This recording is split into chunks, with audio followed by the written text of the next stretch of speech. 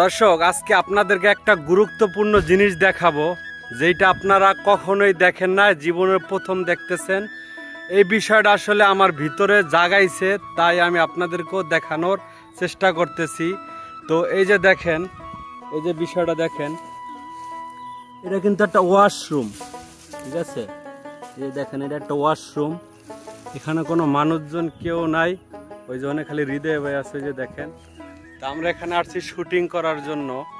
তা শুটিং করতে আইসা এই বিষয়টা দেখা খুবই মনে জাগলো যে এই বিষয়টা আপনাদেরকে একটু দেখানোর চেষ্টা করি।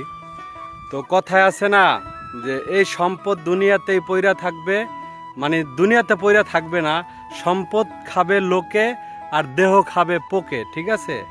তো দেখেন, এখানে এই জিনিসটা কেউ ব্যবহার করত, কিন্তু এখন ওই লোকটা নাই, ঠিক আছে? হয়তো তার পুত পরিজন, আত্মীয় স্বজন তারা হয়তো ছিন্ন বিচ্ছিন্ন হয়ে গেছে। তো এরকম প্রত্যেকটা লোকেরই আসবাবপত্র, ঘর বাড়ি, জাগা জমিন, সয় সম্পদ সব কিছু পইরা থাকবে। দিন শেষে কি আমাদের ওই যে অন্ধকার কবরে যায়া পইরা থাকতে হবে। যদি ভালো করেন তাহলে ভালো কিছু পাবেন, আর খারাপ করলে খারাপ পাবেন।